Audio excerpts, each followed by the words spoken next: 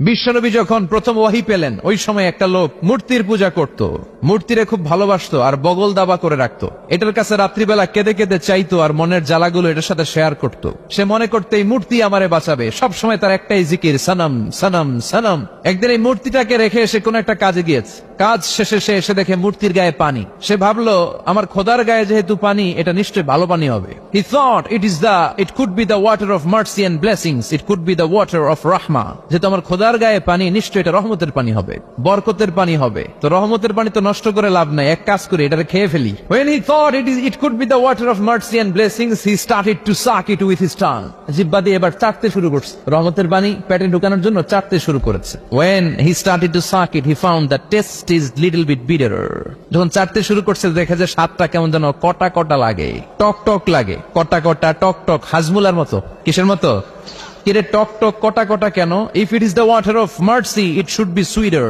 এটা যদি রহমতের পানি হয়, এটা তো সুইট হওয়ার কথা, মিষ্টি হওয়ার কথা। কটা লাগে কেন? ঘটনা কি? নিশ্চয়ই কোনো ভেজাল আছে। এবার ভেজাল খুঁজতে বাইরেছে। ভেজাল বিরোধী আন্দোলন আছে না বাংলাদেশে? কিরে ভেজাল হইলো কোথায়? খুঁজে দেখে দুইটা খেকশিয়াল, সালাবান, দুইটা খেকশিয়াল একটা ঠ্যাং উঁচু করে রাখছে, মাঝখান দিয়ে এখনো রহমতের পানি পড়তেছে। এবার তো ধরে ফেলছে, হায় হায়, মনে করছি রহমতের পানি, এখন দেখি কুত্তার মুত, এখন দেখি খেকশিয়ালের পেশাব, হায় হায় হায়। কারে এতদিন নম নম করলাম, নমস্ত নমস্ত গাইলাম, কার সামনে মাথা নোয়ালাম, কার সামনে এত চোখের পানি ফেললাম, এটা নিজেকেই নিজে খেকশিয়ালের পেশাব থেকে বাঁচাতে পারে না, ও আমারে বাঁচাবে কি? ঠিক কিনা?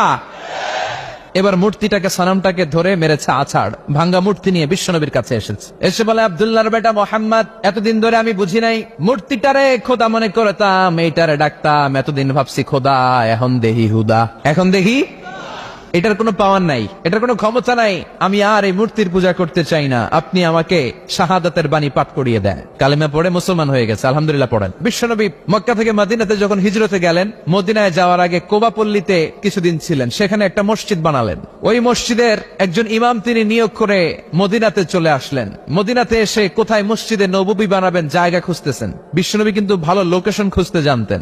বিশ্বনবী লোকেশন খুঁজে খুঁজে এমন একটা জায়গা নির্ধারণ করলেন যেটা ছিল মদিনার একেবারে মাঝখানে। সেখানে নিজ হাতে পাথর কেটে বিশ্বনবী মসজিদে নববী বানালেন। মসজিদে নববীতে তিনি ইমামতি করতে শুরু করলেন। আর ওই যে কোবাপল্লীতে যে মসজিদ বানিয়েছে, কোবা মসজিদের একজন ইমাম বানালেন বিশ্বনবী। ইমাম ছিলেন তো, মানে কি? নেতা। ইমাম মানে নেতা। তো ইমাম সাহেব জাহারি নামাজগুলো মাগরিব, এশা আর ফজরের প্রত্যেক রাকাতেই সূরা ফাতিহার পরেই সূরা ইখলাস পড়ে। কি পড়ে? প্রথম রাকাতেও ইখলাস, দ্বিতীয় রাকাতেও ইখলাস, এশার প্রথম রাকাতেও ইখলাস, দ্বিতীয় রাকাতেও ইখলাস, ফজরের প্রথম রাকাতেও ইখলাস, দ্বিতীয় রাকাতেও ইখলাস। আপনাদের এলাকার ইমাম সাহেব প্রত্যেক নামাজে খালি সূরা ইখলাস পড়ে। মাগরিবের নামাজও ইখলাস, এশার সময়ও ইখলাস, ফজরের সময়ও। কি করবেন? ইমাম রাখবেন? কি কইবেন? আজকে ইমামের একদিন কে আমার একদিন, পাইছেন কি? আর কোন সূরা পারেন না তো? ওই কোবামপল্লীর যে মুসল্লিরা, এরাও ধরছে টাইট করে, কি ইমাম সাহেব ঘটনা কি? আপনার হয়েছেটা কি? সমস্যা কি? প্রতি রাকাতে সূরা ইখলাস কেন পড়েন? ইখলাস ছাড়া অন্য কোন সূরা কি আপনি পড়েন না? অন্য কোন সূরা আপনার জানা নাই? অন্য কোন সূরা আপনার মুখস্থ নাই? সাহাবী বলে, আমি যতদিন নামাজ পড়াবো ইখলাস দিয়েই পড়াবো, তোর পড়তে মন চাইলে পড়, নাইলে বাদ। সুবহানাল্লাহ বলবেন না? কারণ এটা বাংলাদেশের সভাপতি সেক্রেটারির নিয়োগ দেয়া ইমাম না, এটা নিয়োগ দিয়েছে বিশ্বনবী। নিয়োগ ক্যান্সেল করলেও করবে বিশ্বনবী। চিল্লা এখন ঠিক কিনা? সব মুসল্লিরা বিশ্বনবীর কাছে যে হাজির, যে বললো ইয়া রাসূলুল্লাহ, এক ইমাম পাঠাইছেন, কুল হুয়াল্লাহ ছাড়া কিছু পারে না। প্রতি জাহারি কিরাতের প্রত্যেক রাকাতেই সূরাতুল ইখলাস। বিশ্বনবী ডেকে পাঠালেন, আসলে কি তুমি প্রতি রাকাতে ইখলাস পড়ো? সাহাবী বলল, বালা ইয়া রাসূলুল্লাহ, আমি পড়ি। কেন পড়ো? সাহাবী বলে, ইয়া রাসূলুল্লাহ, ইয়া হাবিবাল্লাহ, এই সূরাটা আমার এত ভালো লাগে, এই সূরার ভেতরে আল্লাহর পরিচয় আছে, ফিহা সিফাতুর রহমান, এজন্য আল্লাহর পরিচয় আমি এই সূরার মধ্যে পেয়ে যাই, তাই প্রতি রাকাতেই আমি সূরাতুল ইখলাস পড়ি। আর সূরাতুল ইখলাস না পড়লে নবী আমার ভাল লাগে না। বিশ্বনবী বললেন, তাই তোমার চাকরি আজীবনের জন্য আমি পার্মানেন্ট করে দিলাম। এই সূরা বাদ দেওয়ার দরকার নাই, যতদিন থাকবা এই সূরা দিয়ে নামাজ পড়াবা। তোমার এই সূরার প্রতি ভালোবাসা, এই সূরার প্রতি মহব্বত, আল্লাহ তাআলা এই সূরার প্রতি ভালোবাসার মহব্বতের কারণে তোমাকে জান্নাতি বলে সার্টিফাই করেছে। সূরাতুল ইখলাসের মর্যাদা কম না বেশি? কম কম না বেশি বেশি? তাবুকের যুদ্ধে বিশ্বনবী গেলেন। বিশ্বনবী আসবে শুনে খ্রিস্টানদের প্রধান, খ্রিস্টান সেনাবাহিনীর চিফ অফ মিলিটারি বিশ্বনবীর নাম শুনে দিছে দৌড়। বিশ্বনবী 30,000 সৈনিক নিয়ে অ্যাটাক করেছিলেন, ওরা আসছিল 40,000 সৈন্য নিয়ে। বিশ্বনবীর নাম শুনে দৌড়। তো যুদ্ধ আর হয় নাই, যুদ্ধ ছাড়াই বিজয়। বিশ্বনবী তাবুক যুদ্ধে রক্তপাত ছাড়াই বিজয় অর্জন করলেন। বিশ্বনবী হঠাৎ দেখলেন সূর্যের আলো কমতে শুরু করেছে। তাকিয়ে দেখলেন সাইয়েদনা জিব্রাইল 600 ডানা মেলে পৃথিবীর দিকে 1,40,000 ফেরেশতার বহর নিয়ে নিচের দিকে নামছে। বিশ্বনবীর কাছে এসে বলেন, ইয়া রাসূলুল্লাহ, ইয়া হাবিবাল্লাহ, যুদ্ধে আপনি বিজয় লাভ করেছেন, আর ওইদিকে মদিনাতে আপনার প্রিয় সাহাবী মুআবিয়া ইবনে মুআবিয়া আল মুজানি কিছুক্ষণ আগে শেষ নিঃশ্বাস ত্যাগ করেছে গো নবী। বিশ্বনবী পড়লেন, ইন্না লিল্লাহি ওয়া ইন্না ইলাইহি রাজিউন। সাইয়েদনা জিবরাইল বললেন, নবী, মুআবিয়া ইবনে মুআবিয়া আল মুজানি ইন্তেকাল করেছে জিহাদের ময়দানে, আপনি কি তার জন্য গায়েবানা জানাজা পড়বেন না? বিশ্বনবী বললেন, অবশ্যই পড়ব। সাহাবাদেরকে বিশ্বনবী ঘোষণা দিলেন, তোমাদের ভাই মদিনাতে ইন্তেকাল করেছে, চলো গায়েবানা জানাজার নামাজ পড়ি। গায়েবানা জানাজা হচ্ছে সামনে মাইয়িত থাকে না, মাইয়িতের ডেড বডি থাকে না, ডেড বডি ছাড়াই নামাজ পড়া যায়, কারণ জানাজা মানে দোয়া। জানাজা মানে কি? দোয়া। লাশ থাকলেও দোয়া করা যায়, লাশ না থাকলেও দোয়া করা যায়। প্রতিদিন মসজিদুল হারাম এবং মসজিদুন নববীতে দেখবেন জানাজার নামাজ হয়, প্রতিদিন জানাজার নামাজ হয়, গায়েবানা জানাজাও হয়, ঠিক কি না? তো বিশ্বনবী সাহাবাদেরকে নিয়ে গায়েবানা জানাজায় দাঁড়ালেন। বিশ্বনবীর সাহাবারা বিশ্বনবীর পেছনে লাইন ধরে দাঁড়িয়ে গেল।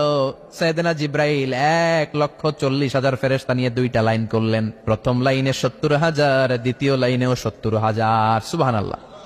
বিশ্বনবী 4 তাকবীরে সালাত পড়লেন, আল্লাহু আকবার, আল্লাহু আকবার, আল্লাহু আকবার, আল্লাহু আকবার। জানাজার নামাজ শেষ।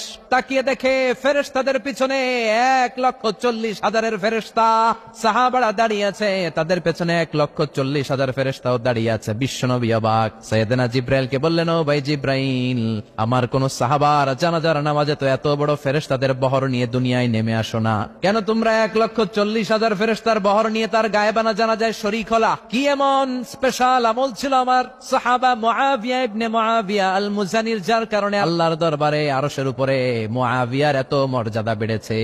সাইয়েদনা জিব্রাইল বললেন, নবী, আপনার এই সাহাবা স্পেশাল কোন আমল করে নাই, বড় ধরনের কোন আমল না, খুবই ছোট্ট একটা আমল। আপনার এই সাহাবা মাশিয়ান আও কাইদান, কাইমান আও জালিসান, আপনার এই মুআবিয়া উঠতে বসতে, চলতে ফিরতে, শয়নে স্বপনে সব সময় পড়তে থাকতো, কুল হুয়াল্লাহু আহাদ, আল্লাহুস সামাদ, লাম ইয়ালিদ ওয়া লাম ইউলাদ ওয়া লাম ইয়াকুল লাহু কুফুয়ান আহাদ। পড়েন সুবহানাল্লাহ।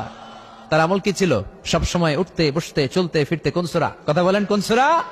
এই সূরাটার উপর আমল আমাদের বাড়ানোর দরকার আছে না নাই? বিশ্বনবী যখন ফজরের সালাত পড়তেন, আবার মাগরিবের সালাত শেষ করতেন, ওয়া ইনদামা ইয়াযহাব ইলা ফিরাশিহি, আর যখন বিছানায় ঘুমোতে যেতেন, এই 3 সময় বিশ্বনবী হাত দুইটাকে একত্রিত করে সূরাতুল ইখলাস পড়তেন, সূরাতুল ফালাক পড়তেন, সূরাতুন নাস পড়তেন, পড়ে ফু দিতেন। ফু দিয়ে মাথা থেকে শুরু করে সারা দেহের উপর মেসেজ করতেন, পা পর্যন্ত, পুরো হাত পিঠ যতটুকু সম্ভব বিশ্বনবী মেসেজ করতেন, it's a protection from your lord, from the all bad and evil eyes. সব হিংসুকের হিংসা থেকে, সব ধরনের ব্ল্যাক ম্যাজিক থেকে, জাদু টোনা থেকে, ভূত প্রেতনির প্রশ্রয় থেকে আপনার হেফাজত করবে কে? চিল্লায় বলেন, কে? এই 3টা সূরাকে বিশ্বনবী একসাথে পড়তেন, হাতের মধ্যে এভাবে ফু দিতেন, রুকিয়া করতেন। রুকিয়া, ঝাড়ফুঁক ইসলামের সুন্নাহ, আর তাবিজ পড়া হচ্ছে বিদআহ। তাবিজ ছিঁড়ে ফেলবেন। অনেক ছেলে মেয়েদের গায়ে অনেকগুলো তাবিজ ঝুলায়, অসুস্থ, এদিকে 4টা, এদিকে 6টা, গলায় 7টা, আর কোমরের মধ্যে বাঁধে কাই তন, আছে না নাই? তো এই ছেলে তাবিজের ভারেই তো অসুস্থ থাকবে। আজকে যে এই কেচি দিয়ে এই তাবিজ আর কাইতন ছিঁড়ে ফেলবেন, আর এই 3 কুল পড়ে ফু দিবেন। এই 3টা সূরাকে একসাথে বলে কুল আস-সালাসা। কি বলে? কুল আস-সালাসা, মানে 3 কুল। এই 3 কুল পড়ে ফু দিলে আপনাকে প্রোটেক্ট করবে কে? আমাদেরকে প্রোটেকশন দেয় কে? মা আয়েশাও যদি কখনো অসুস্থ হতো, বিশ্বনবীর কাছে আসলে বিশ্বনবী বলতেন, সূরাতুল ইখলাস, সূরাতুল ফালাক, সূরাতুন নাস পড়ে হাতে ফু দাও আর সারা গায়ে মেসেজ করো, সুবহানাল্লাহ পড়েন। এই ছোট্ট ছোট্ট আমলগুলো আমরা করতে চাই না। প্রত্যেক ফরজ নামাজের পরে আয়াতুল কুরসি পড়বেন, পারা যাবে না? মান ক্বারা আয়াতুল কুরসি দুবুরা কুল্লি সালাতিন মাকতুবাতিন লাম ইয়ামনাহু মিন দুখুলিল জান্নাতি ইল্লাল মাউত। প্রত্যেক ফরজ সালাতের পরে যে আয়াতুল কুরসি পড়বে, ওই ব্যক্তির জান্নাতে ঢোকার ক্ষেত্রে আর কোনো বাধা থাকে না। সুবহানাল্লাহ। আরেকটু পরে প্রত্যেক ফরজ সালাতের পরে আয়াতুল কুরসি যে পড়বে, তার জান্নাতে ঢুকতে কোনো বাধা থাকে না। তবে একটা জিনিস বাধা থাকে, সেটা হচ্ছে তার মরণ। লোকটা মরে না, তাই জান্নাতে ঢুকে না, মরলেই জান্নাতি। এবার আওয়াজ করে কোন সুবহানাল্লাহ। হাদিস শেষ হওয়ার আগে সুবহানাল্লাহ কইলে যে সমস্যা হয় আর কি। তো এজন্য আয়াতুল কুরসি, সূরাতুল ইখলাস, ফালাক, নাস, এগুলো হচ্ছে ডেইলি ওয়াজিফা। It should be our daily ওয়াজিফা in our every evening, every morning, for the protection from our lord, ঠিক কি না? আবার বিশ্বনবী একবার নামাজ পড়ছেন, হঠাৎ বিশ্বনবীর আঙ্গুলের মধ্যে বিচ্ছু পোকা কামড় দিল। লাদাগাতহু আকরাব। বিচ্ছু চিনেন তো না? কামড় দিলে খুব আরাম লাগে না? হ্যাঁ, কি লাগে? ব্যথা লাগে।